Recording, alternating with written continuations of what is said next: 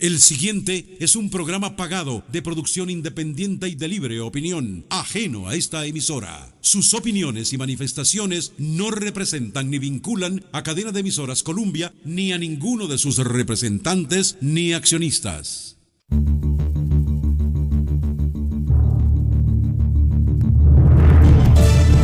Es la medianoche. Se inicia el primer programa Columbia de este nuevo día. Juzgue usted. Dirige el periodista Carlos Jiménez Guillén.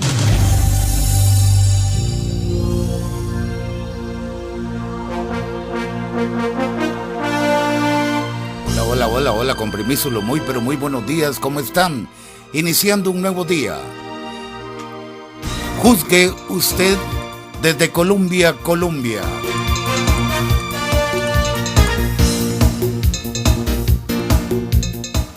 Don Sergio Ramírez, a esta hora aquí en el control principal de Colombia, en sala de grabación y efectos, don Andrés Francisco Chávez. Y aquí desde el locutorio principal en el distrito Zapote, una vez más, nuestros atentos saludos. De Gabriela Jiménez. Carlos Jiménez, somos Juzgue usted.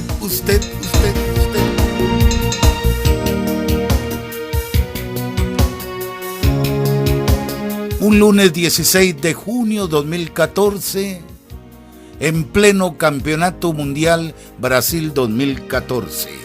Les vamos a recordar la restricción vehicular que rige para hoy lunes. Para este inicio de semanas, para aquellos vehículos cuya placa finaliza con el número 1 o con el número 2.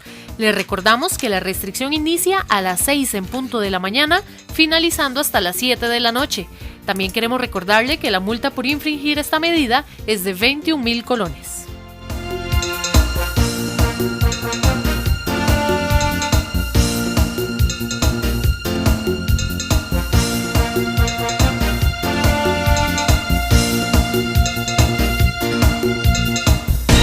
Bueno, muy contentos en este lunes 16 de junio, luego del Día del Padre, ayer domingo, la pasamos muy bien con nuestros queridos hijos.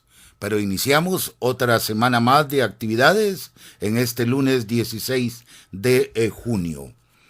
Vamos casualmente a recordarles la jornada, el programa del Brasil 2014, porque todos los días a las 10, a la 1, a las 4 de la tarde hay fútbol mundial. Por ejemplo, a las 10 de la mañana, Gabriela. A las 10 de la mañana, por cierto, hay un partidazo hoy. Alemania contra Portugal. Obviamente todos los detalles a través de los 98.7 FM. Y a la 1 de la tarde, Irán y Nigeria. Y a las 4 de la tarde termina la jornada de hoy lunes entre Ghana y Estados Unidos. Y por supuesto la información con la mundialista Deportivas Colombia, completando esta información como lo han venido haciendo desde los diferentes escenarios de la Copa del Mundo Brasil 2014. Bueno, nosotros vamos a adelantarles una entrevista exclusiva que tenemos para que ustedes la juzguen con el nuevo director de la Policía de Tránsito, Mario Calderón. Hablamos sobre diferentes temas relacionados a la ley de tránsito, a esta anarquía vial que se vive, al irrespeto, a la accidentalidad cada hora, cada rato en las carreteras del país. Pero nos interesó conocer una respuesta sobre estos cargos que ya le han lanzado y que ha provocado el nombramiento del director de la Policía de Tránsito, críticas negativas. Incluso doña Gloria Valerín, la directora de Servicios Técnicos de la Asamblea, en una entrevista con Danilo Chávez de Noticias Colombia, solicitó que don Mario Calderón debe renunciar. Todo nace, o la situación, el origen, es que cuando Mario Calderón era el jefe del Departamento de Planes y Operaciones del Ministerio de Seguridad Pública en la administración anterior, apareció un correo de corte intimidatorio de acoso sexual a la entonces viceministra de Seguridad Pública, Flor María Calvo. Durante esta entrevista, esto fue lo que nos dijo el director de la Policía de Tránsito en este adelanto. Pero don Mario, usted entró a este despacho con el pie izquierdo. Ya tiene oposición de la ANEP, concretamente de un dirigente llamado Maynor Anchía. ¿Por qué? Bueno, me extraña la pregunta, porque con don Maynor prácticamente hemos coordinado una serie de situaciones y más bien durante mi gestión en Fuerza Pública la relación fue muy elocuente, siempre de diálogo, siempre pensando en el beneficio y en el actuar de cada uno de los miembros de la Fuerza Pública. Pero la ANEP y este dirigente han reiterado su oposición, no estar de acuerdo con su nombramiento. Pues ayer yo escuché a don Maynor Anchía en una estación de radio, colega suya, manifestando lo contrario, más bien me pedía para que fuera y estuviera en otra posición. Señor director, se le acusa a usted de haber enviado correos intimidatorios por acoso sexual a la entonces viceministra de Seguridad Pública, Flor María Calvo. ¿Cuál es su respuesta? Bien, por respeto a todo el proceso que se ha llevado, ya eso es una situación que ha sido juzgada, ya la sentencia fue dada. No obstante, pues puedo decirle que tengo una constancia del Departamento Disciplinario Legal, donde dice que a mí se me tramitó un expediente disciplinario por el uso irregular de un bien del Estado, es decir, de un teléfono. Y dice en la misma certificación, dice que el cual, según su contenido, no tenía un enfoque de acoso sexual. Don Carlos, aquí me permito mostrársela a usted para que usted sea testigo con sus ojos, usted le demuestre a los radioescuchas pues la constancia que está aquí en mis manos, de tal manera de que lo que estoy diciendo es real. Las aseveraciones de Mario Calderón, director de la Policía de Tránsito, en torno a este tema y otros más que vamos a analizar mañana justamente en esta entrevista con el nuevo jerarca de la Policía de Tránsito. Bueno, vamos de inmediato a nuestro primer corte para presentarles en la primera parte un análisis por parte de un experto analista político, don Sergio Araya, sobre lo que ha sido el primer mes de la administración Solís Rivera.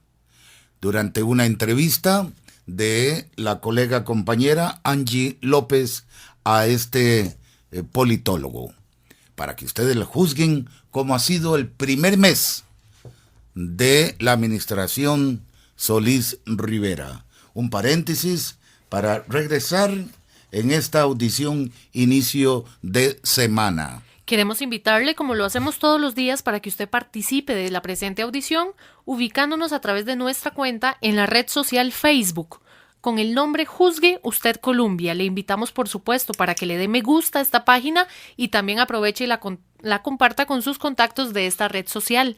Si tiene cuenta en Twitter, ahí nos puede seguir. Muy sencillo, en el buscador escribe @juzgueustedcr y ahí entramos en contacto.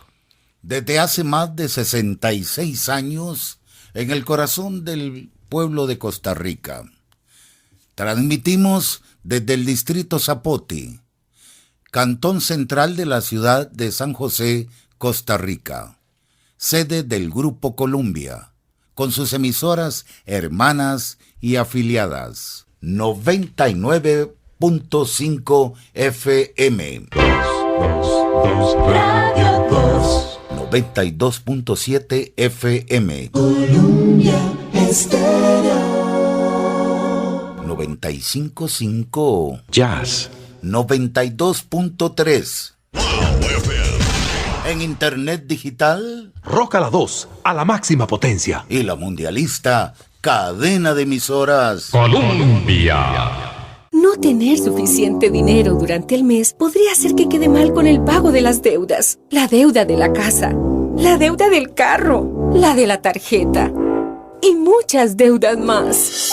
Libérese de las deudas y unifíquelas con el Banco de Costa Rica. Pague una cuota muy pequeña y tenga mayor disponibilidad de su dinero. Solicite su crédito y unifique sus deudas ya. En Soluciones Crediticias somos un banco completo. Somos el Banco de Costa Rica.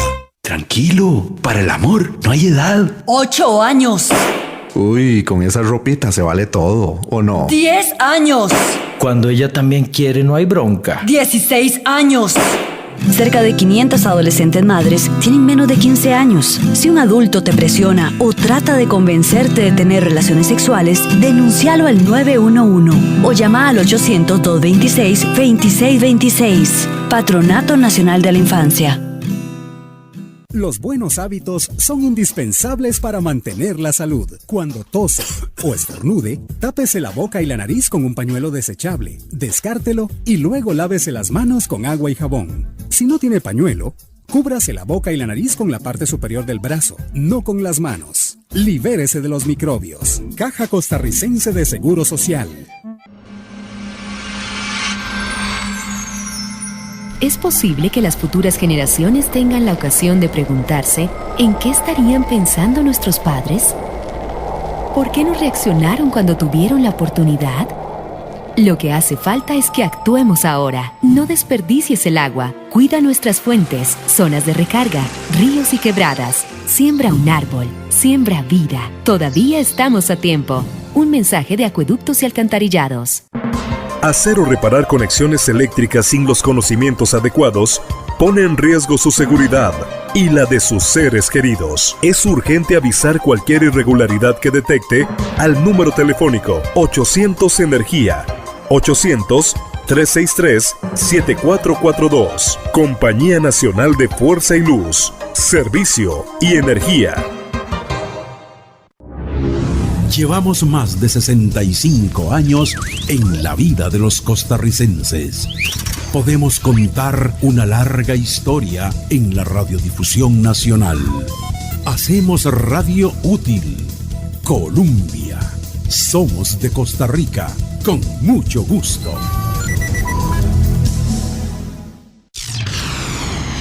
Juzgue usted. Gracias por continuar en sintonía de Juzgue Usted. Deseamos, por supuesto, que tenga una excelente semana a través de los 98.7 FM y también a través de la web en www.columbia.co.cr.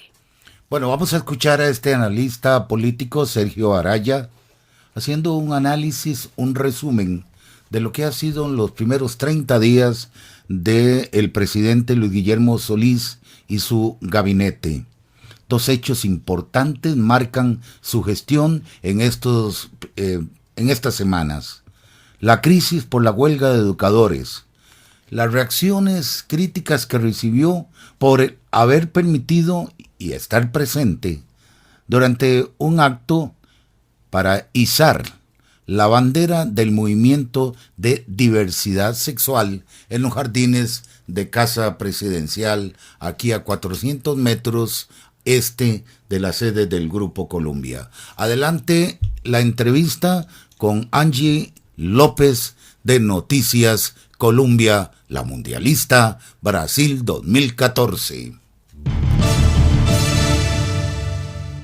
Esta administración, si bien apenas va a cumplir un mes de haber asumido, tenemos que entender y que se supone que todos los que aspiraban a ejercer la presidencia tenían claro el para qué estaban pidiendo el voto, y sobre todo en un caso como este, que la situación se prolongó, la campaña electoral se prolongó 2 meses más a raíz de la segunda vuelta, paralelo a la gestión de esa segunda etapa de la campaña, uno hubiera imaginado que los candidatos que aún seguían en lisa, aún aquel que había exteriorizado que ya no iba a tener una participación activa, iban a tener un ojo puesto en cómo estaba funcionando la situación pública, la situación política para que una vez que cualquiera de los dos ganare, pudiera en ese lapso tan corto del 6 de abril al 8 de mayo tomar las previsiones necesarias para, desde el primer día, comenzar a tomar decisiones de importancia para el país. Entonces, el tema de que tal vez la opinión pública ha sido un tanto crítica con el quehacer de la administración en este primer mes, no se justifica la disconformidad porque, como se dice, ya sabían a lo que venían, o al menos uno hubiera esperado eso. Ciertamente hay información, hay detalles que solamente estando adentro se pueden conocer, pero sí hay la idea, por lo menos, de que quien aspira a dirigir el país tiene que tener una visión, por lo menos, si no muy puntual, sí aterrizada de cómo están funcionando las diferentes instituciones que le va a corresponder dirigir. Entonces, por ahí, digamos, me parece que no es de recibo decir que la crítica es exageradamente rigurosa. Ahora bien, hay que considerar también que una vez que ganó Luis Guillermo y que ganó con una diferencia inobjetable, que le dieron un mandato popular inclusive superior al que él pedía, él se abocó a diseñar su equipo de gobierno y ahí ya comienza para mí aspectos criticables, porque si bien es cierto, en periodos durante la campaña no había querido decir quiénes integrarían su gabinete, en ningún momento dejó entrever que no tenía identificada a la gente. Y la verdad es que, salvo excepciones como la del ministro de la Presidencia, por ejemplo, da la sensación por la manera en que fue integrando el gabinete, recordemos que hizo 3 convocatorias públicas, porque en una designó a unos, en una siguiente designó a otros, y ya prácticamente a pocas horas de asumir el mandato designó a otros, da la impresión de que no tenía claro cuáles iban a ser sus compañeras y compañeros de equipo mientras estaba gestándose o mientras estaba desarrollando la campaña electoral. Agregué a eso que 2 de las que le habían originalmente aceptado, antes inclusive de juramentarse, deciden desistir, ya eso da una sensación de que esa integración del gabinete y de las presidencias de las instituciones autónomas no fue planificado, sino que se tuvo que hacer prácticamente de manera circunstancial y un poco amparado a las personas que sobre la marcha le iban aceptando los cargos ofrecidos. Ya eso entonces también crea una cierta incertidumbre, porque la transición del gobierno anterior al gobierno entrante, que de por sí iba a ser complicada, dado que solo se disponía de 2 a 3 semanas reales, se agudizó el problema porque todavía a escasas horas, reitero, de asumir, había algunos ministerios, había algunas instituciones autónomas que no tenían designado jerarca, por tanto no se podía desarrollar ese proceso de transición con el titular saliente. Ese cúmulo de factores previos de alguna manera van a repercutir en la manera en que la administración inicia su gestión. Y aquí ya podemos ver entonces que el propio 8 de mayo hay algunos errores importantes. Por ejemplo, se habla inicialmente de 3 decretos presidenciales que iban a ser determinantes, que iban a emitir 3 decretos presidenciales importantes, inclusive desde el punto de vista mediático, que al final se redujeron a 1, porque los otros eran de corte estrictamente administrativo, y ese decreto que consistió en la intervención directa, rápida, de alcantarillados a partir de una acción directa del MOP, resulta que primero no se han logrado intervenir todavía, segundo que de acuerdo a algunos estudios que luego afloraron, algunas de esas supuestas intervenciones nuevas ya se estaban ejecutando por parte de CONAVI. Entonces ahí se observa alguna inconsistencia y como que fue un decreto elaborado muy a la ligera, muy con el afán de atender ese llamado presidencial de dar un primer decreto de efecto el día en que asumía funciones.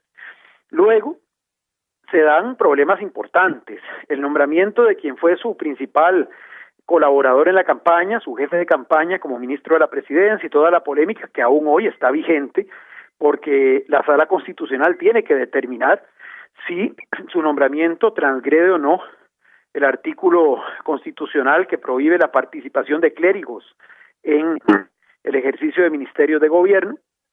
También me parece a mí que hubo errores importantes ya más recientemente, como por ejemplo las contradicciones que se notan en lo que dicen distintos jerarcas. Un ejemplo de ello ha sido esta contradicción muy importante sobre la vigencia o no de aquella directriz emanada del gobierno anterior que imposibilitaba a tributación directa a buscar conciliaciones con grandes evasores fiscales. Bueno, el ministro de Hacienda y vicepresidente decía una cosa, el presidente decía otra, al final sacaron un comunicado tratando de quedarle bien a ambas partes, pero es un comunicado que si uno lo lee con rigurosidad, sin apasionamiento de ninguna especie, realmente no soluciona el problema de fondo, y el problema de fondo es que el presidente dijo una cosa y el vicepresidente y ministro de Hacienda dijo otra cosa totalmente distinta. Igual pasó con el tema de las naves artilladas para el patrullaje conjunto en la lucha contra el narcotráfico, y en fin, hay diferentes aspectos que demuestran, o lo señalado, por ejemplo, por la presidenta del INBU, relacionado con el tema de las casas de interés social y que luego el ministro de Vivienda llega a desmentir, o lo más reciente, una publicación de un rotativo nacional que habla de escasez de financiamiento para la Red Nacional de Cuidado, atribuyéndole esta declaración al presidente del Instituto Mixto de Ayuda Social y ministro de Desarrollo Social, y luego desmintiendo el asunto. Bueno, una cosa importante fue el nombramiento de Mariano Figueres al frente de la Dirección de Inteligencia y Seguridad, no tanto por la manera en que se hizo, es decir, porque fuera don Mariano el designado, sino por la forma en que se hizo. Dicho al final de la del primer Consejo de Gobierno, casi que diciéndolo como una especie de noticia de último momento, sin dar chance de reacción a los comunicadores que estaban cubriendo ese Consejo de Gobierno. Entonces hay una serie de aspectos que demuestran, por un lado, que había descoordinación en el tema de la comunicación a tal punto evidente que aunque de entrada no se iba a nombrar un director o un ministro de comunicación, se terminó a las pocas semanas de haber asumido decantando por designar a un director de comunicación como lo es don Boris Ramírez, que si bien no tiene el rango de ministro, pero sí está ejerciendo de alguna manera esa competencia que anteriormente desempeñaban los ministros de comunicación. Pero además percibo una falta de unidad en la conducción. Da la sensación de que como la mayoría de los ministros y de los jerarcas no respondieron a esa visión de campaña, esa visión que de alguna forma se le vendió a la ciudadanía, hoy se comienzan a notar estas contradicciones cuando justamente están unos jalando por un lado y otros jalando por el otro, y ahí es en donde el liderazgo del presidente es importante que esté presente. Y creo que todavía no se logra identificar ese liderazgo que permita una unidad de conducción que a su vez permita una comunicación fluida, coherente y consistente.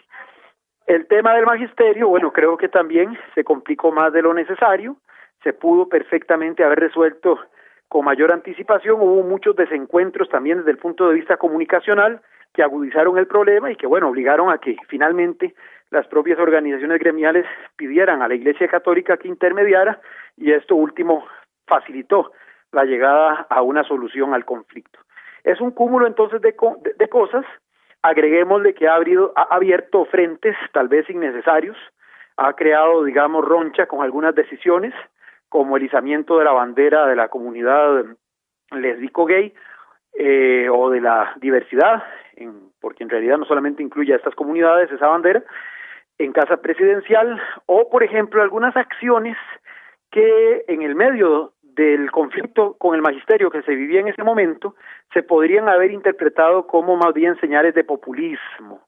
El haber ido, digamos, a visitar a los vecinos, recién tomando posesión de la Casa Presidencial, que en otras circunstancias pudo haber sido visualizado como un gesto bonito, simpático, que reflejaba más de ese humanismo que el presidente ha querido transmitir desde la campaña, de acercamiento con la gente. En ese contexto en el que el magisterio estaba en huelga y no se avisoraba para ese momento una solución al conflicto, se pudo haber interpretado más bien como una cortina de humo que lo que quería era desviar la atención del otro tema. Y en temas sustanciales, como el tema de entrarle al déficit fiscal, como el tema de cómo encarar los retos de competitividad, los retos de infraestructura integral, el tema de los grandes megaproyectos que hacen falta para que este país despegue, todavía no se observan señales claras, todavía hay mucha duda. Se habla de que se darán los primeros 100 días para que se pueda establecer una especie de diagnóstico de la administración pública, de la situación general del país, para a partir de ahí establecer grandes líneas de acción, y esto me parece que lo que hace es dar la sensación de que la administración funciona un tanto sin planificación, de manera un tanto reactiva y eventualmente, por lo que dije de cómo se conformó el gabinete, confrontativa o por lo menos fragmentada, sin una unidad de conducción. Eso a grandes rasgos, mi opinión de estos primeros 30 días de la administración. Estas acciones que ha tenido el presidente rodeándose de gente, como él mismo lo había adelantado, muy diversa y demás, primero con lo de la bandera de la diversidad y ahora incluso ayer abrió el portillo para que se discuta en el país el tema de la legalización de drogas. Sí. Las personas, algunas, yo no sé si en su mayoría reaccionan, ¿verdad?, como a la defensiva. ¿Se está volviendo como en contra el voto que usted mismo comentaba del costarricense que apoyó en su mayoría a Luis Guillermo Solís, o era ya una tendencia que estaba anunciada y pues por ahora no queda más que apegarse a lo que el presidente decida? Se lo voy a resumir en esto, Angie. Me parece que el gran problema fue que ese 1.300.000 electores que votaron por Luis Guillermo Solís Rivera, y lo digo así, por Luis Guillermo Solís Rivera, no por el PAC, en la elección del 6 de abril, lo que coincidía a todos ellos era el deseo de un cambio, que básicamente, viéndolo ahora en retrospectiva, uno lo podría simplificar en un cambio de partido político en el ejercicio del gobierno. Pero, una vez que se logró eso, no había unidad de criterio en ese 1.300.000 votantes sobre cuál es el cambio que se quería. Y ahí es en donde comienza entonces a generarse estas discrepancias, porque para un sector de ese 1.300.000 probablemente estas acciones que el presidente ha promovido son parte de lo que ellos esperaban como el cambio deseado, el cambio añorado, pero para otro segmento de ese 1.300.000 electores probablemente ni soñaban con que en su visión de cambio se incluyeran estos temas. Así que ahora el tema es, de ese 1.300.000 visiones diferentes de cambio, va a haber una, que es la visión oficial, que es la que proviene del Poder Ejecutivo, y esa visión, conforme se vaya desplegando y cada vez la vayamos conociendo más en detalle, irá convenciendo a algunos de que fue una decisión acertada votar por ese cambio, pero decepcionando a otros y arrepintiéndolos inclusive de haber emitido el sufragio en favor de ese candidato que propugnaba un cambio. ¿Cuánto pesará uno o cuánto pesará lo otro? El tiempo nos indicará, pero sí estoy convencido desde el principio que ese 1.300.000 que abogaron por un cambio no tenían todos la misma concepción de cambio. Y aquí ahora el presidente tiene que manejarse con ciertos equilibrios, porque él no puede suponer que ese 1.300.000 y pico de personas que votaron por él le dieron un cheque en blanco para hacer lo que quiera, porque todos lo legitimaron y legitimaron su visión de cambio con su voto.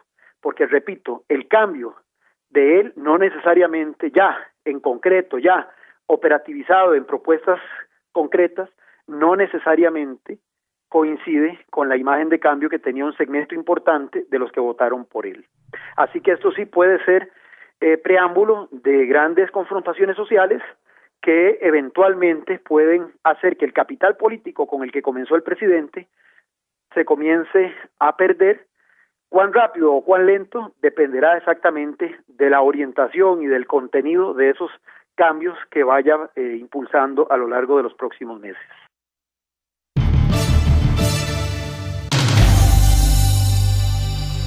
Sergio Araya, en este análisis que nos ha presentado sobre el primer mes de la administración del presidente Luis Guillermo Solís, que regresó el pasado fin de semana tras una gira efectuada a los Estados Unidos, iniciándola justamente en San Francisco, California, concluyendo en las ciudades de Washington y Nueva York.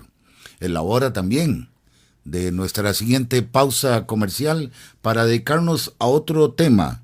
Es el estudio e investigación sobre el VIH y el comportamiento sexual en nuestro país, hombres, mujeres y los hábitos más frecuentes. Un estudio por parte de la Universidad de Costa Rica, del cual vamos a presentarles en un resumen para que ustedes lo juzguen. Agradecemos a Michael Galagarza, Laura Cristina Trejos, Steven Quesada, Marco Tulio Sánchez, Coqui RZ, Julia Pérez Cabezas y Mike Trejos por darle me gusta a la página de Facebook de Juzgue Usted Colombia. Ese nombre de esa oyente es Laura Cristina Trejos. Laura Cristina Trejos Cañas. Ya sé quién es, cómo no. Una prima de la familia, de los muchachos. Bienvenida entonces a la Muchas página de gracias, Laura.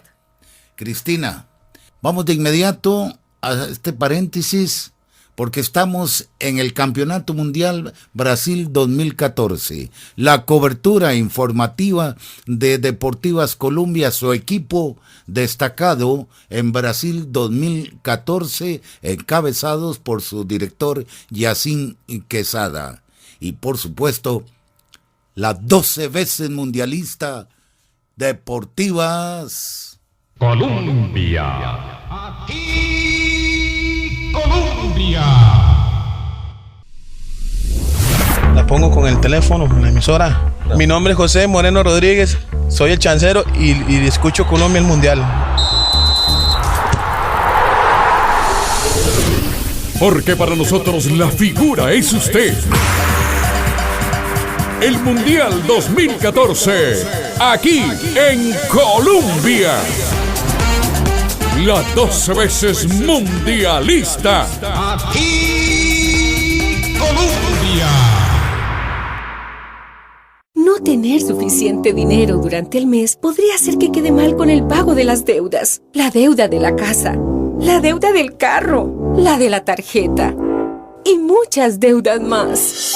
Libérese de las deudas y unifíquelas con el Banco de Costa Rica. Pague una cuota muy pequeña y tenga mayor disponibilidad de su dinero. Solicite su crédito y unifique sus deudas ya. En Soluciones Crediticias somos un banco completo. Somos el Banco de Costa Rica.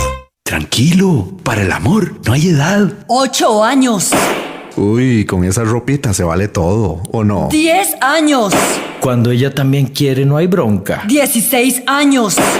88% de los embarazos en adolescentes son causados por hombres mayores de edad. Por tener relaciones sexuales con menores de 18 años, se puede ir hasta 16 años a la cárcel. Denuncia al 911 o llame a la línea Adolescente Madre, 800-226-2626. Patronato Nacional de la Infancia. ¿Cuántas cosas ha tocado hoy? La palanca del servicio sanitario, el teclado de la computadora, la perilla de la puerta, los botones del teléfono, la varilla del bus. Vamos, mi tata, subiendo la gradita, por favor. Libérese de los microbios. Lave sus manos frecuentemente con agua y jabón. Cerciórese de frotar entre sus dedos, bajo las uñas y la parte posterior de sus manos. Caja Costarricense de Seguro Social. Manipular el medidor de luz o permitir que otras personas lo hagan pone en riesgo su seguridad y la de sus seres queridos. Es urgente avisar cualquier irregularidad que detecte al número telefónico 800 Energía, 800-363-7442. Compañía Nacional de Fuerza y Luz, Servicio y Energía.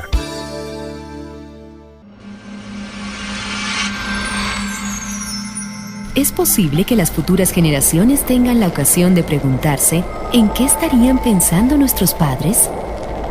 ¿Por qué no reaccionaron cuando tuvieron la oportunidad?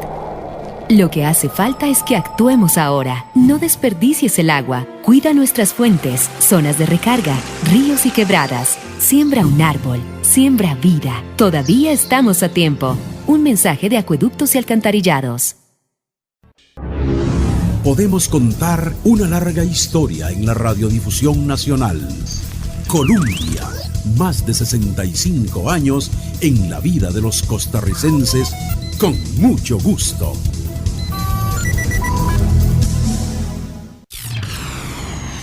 Juzgue usted.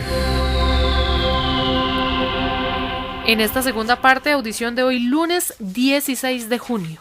Bueno, vamos en este segmento a hablarles sobre un estudio muy importante que realizó la Universidad de Costa Rica, concretamente el Centro Investigativo para la Población en Centroamérica, y instituciones involucradas en el tema. El caso del virus VIH, SIDA, y el comportamiento de hombres y mujeres. Por ejemplo, este estudio da cuenta que un 67% de las personas casi nunca utilizan el condón de acuerdo a estas investigaciones. Por su parte, un 22% respondió utilizarlo la mayoría de las veces, un 10% pocas veces. Las mujeres son las que asumen más riesgo, pues 7 de cada 10 casi nunca lo utiliza, mientras que en los hombres es 6 de cada 10. En cuanto a la violencia como vía para una relación sexual, el estudio reveló que el 80% de las mujeres ha sido víctima de violencia de verbo o gestual y un 26% de violencia física. Otros aspectos que destacamos en este estudio. La población entre los 15 y 29 años de edad son las personas que asumen más riesgos de contraer el virus del VIH-Sida, de acuerdo con un estudio del Centro Centroamericano de Población de la Universidad de Costa Rica. Esto significa que realizan prácticas de riesgo para contraer esta enfermedad, como por ejemplo contar con múltiples parejas sexuales o no utilizar algún tipo de condón. De acuerdo con el investigador Arodis Robles, el principal riesgo es el contagio. Lo asumen jóvenes que no utilizan en unión de pareja. Este investigador de la Universidad de Costa Rica nos resume parte de este importante estudio. Oigamos un extracto del informe presentado recientemente. Bueno, muchas gracias. Les agradezco la presencia a todos ustedes en nombre del Centro Centroamericano de Población de la Universidad de Costa Rica. Voy a exponer los resultados de un proyecto que hemos desarrollado, análisis secundario de la Encuesta Nacional de Salud Sexual y Reproductiva del 2010 para el apoyo de programas y políticas en materia de VIH y SIDA. En el desarrollo de estos análisis hemos contado, como ya se dijo, con la participación de equipos de distintas organizaciones e instituciones, del Centro Nacional de Juventudes, del Consejo de la Persona Joven, de la Universidad de Costa Rica, de distintas escuelas de la Universidad de Costa Rica y de distintas sedes también de la Universidad de Costa Rica, del Ministerio de Salud, de la Asociación Demográfica Costarricense. Los objetivos del proyecto fueron: 1. Profundizar el análisis de la Encuesta Nacional de Salud Sexual y Reproductiva del 2010, en particular lo que se refiere a conocimiento y prácticas asociados al riesgo de infección por ITS y VIH. Y luego contribuir a la generación de capacidades para el análisis empírico de información cuantitativa en las instituciones y organizaciones que llevan a cabo programas de carácter preventivo. De tal manera que la idea era no solo producir análisis más en profundidad a partir de la encuesta, sino también llevar a cabo un trabajo de colaboración con las instituciones, de tal manera que éstas tuvieran capacidades para generar más adelante evidencia empírica a partir de encuestas y a partir de otra información. La Encuesta Nacional de Salud Sexual y Reproductiva, que se llevó a cabo el 2010 y cuyos resultados estuvieron disponibles el 2012, tiene una importancia que radica en que, en primer lugar, es la primera encuesta que incluye hombres y mujeres. Las anteriores encuestas solo habían incluido mujeres en edades reproductivas. Luego, el rango de edades de la muestra va desde los 15 hasta los 80 años, esa también fue una novedad, y se entrevistó a un total de 1.601 hombres y 1.596 mujeres, es una muestra representativa a nivel nacional. La parte más importante de esta encuesta es que contiene un conjunto importante de preguntas sobre sexualidad, sobre las fuentes de información de los temas de sexualidad, sobre conocimientos específicos y sobre prácticas de la sexualidad. Eso es la parte que analizamos en profundidad en estos trabajos, esa parte, y lo analizamos para distintas poblaciones. Los trabajos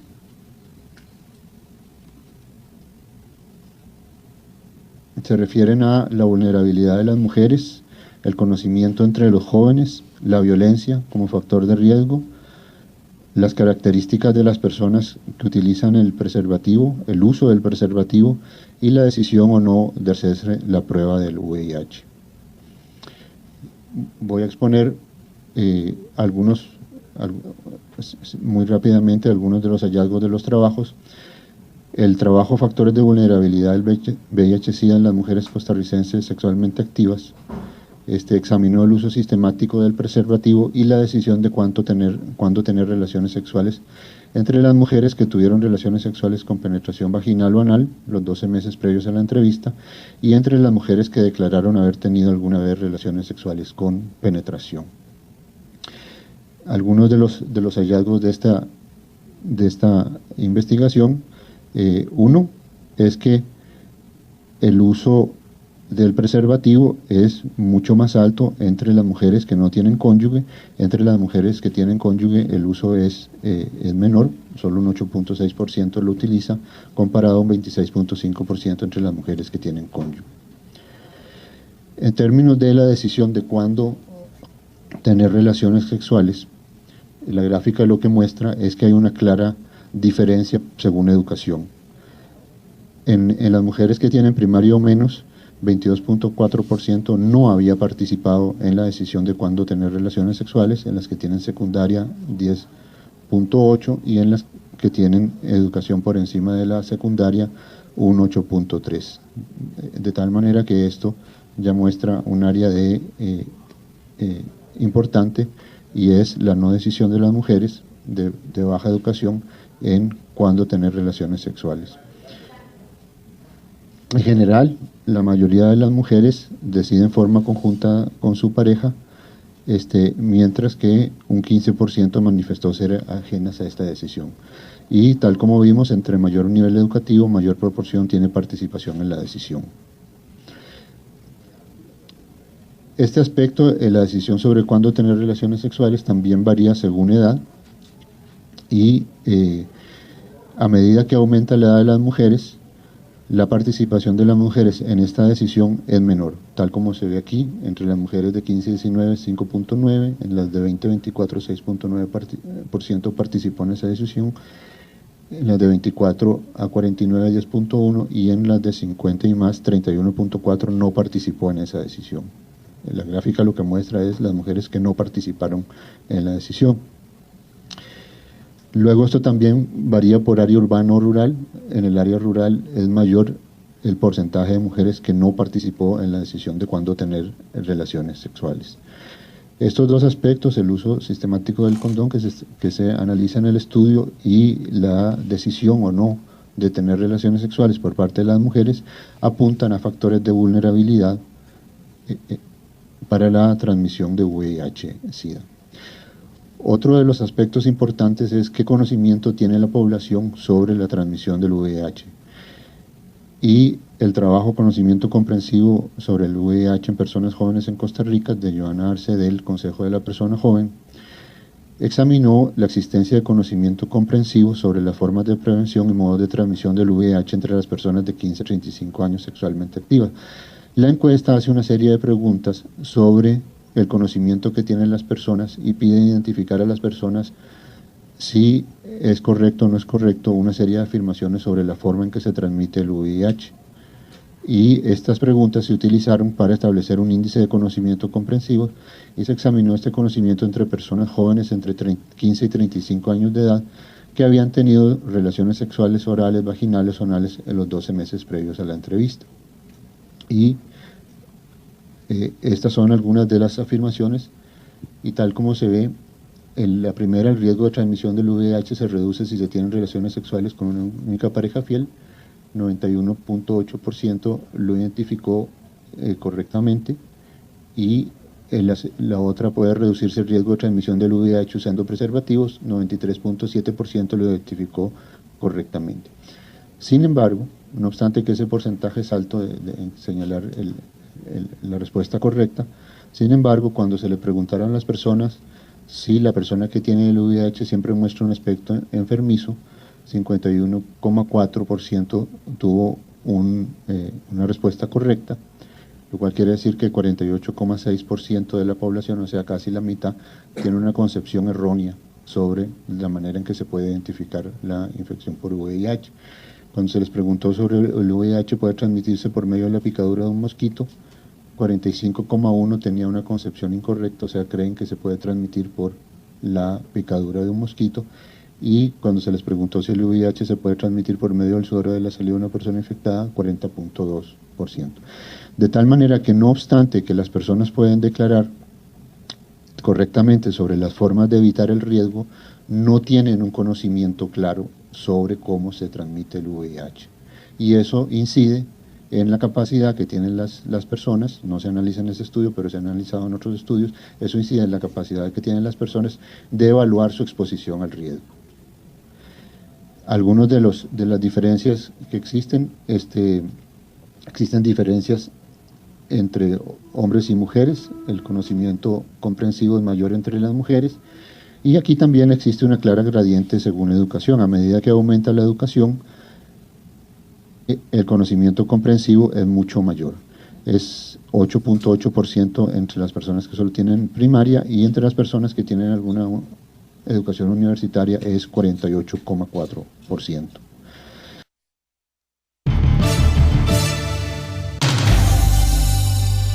Arodis Robles, de la Universidad de Costa Rica, en este informe, agregando también que sostuvo,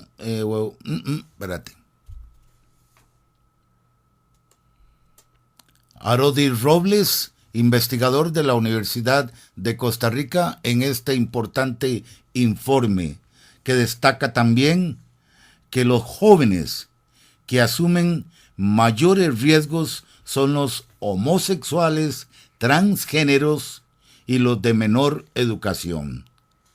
A nivel general, un 70% de las personas que han sostenido relaciones sexuales nunca se han realizado la prueba del VIH-Sida. Solo un 10% lo ha hecho en el último año. Preocupante estas cifras. Bueno, y con estos temas estamos ya concluyendo la presente audición, inicio de semana, lunes 16 de junio. A propósito, juega este viernes a las 10 de nuevo la Sele frente a Italia. Y por supuesto, siga la transmisión y todo el desarrollo del Mundial con Deportivas Colombia. Y hoy lunes les recordamos nuevamente, a partir de las 10 de la mañana el partido entre Alemania y Portugal, 1 de la tarde Irán y Nigeria, y 4 de la tarde Ghana contra Estados Unidos, con todos los detalles con nuestros compañeros de Deportivas Colombia, también a través de la web en www.colombia.co.cr. Y mañana también el director de la Policía de Tránsito, Mario Calderón, en una extensa entrevista para que ustedes juzguen a este nuevo jerarca de la Policía de Tránsito. Continúen ustedes con la programación en este nuevo día de la Mundialista Brasil 2014 Copa del Mundo, cadena de emisora Colombia. Hasta aquí, juzgue usted. Le esperamos en nuestra próxima emisión, aquí en Colombia.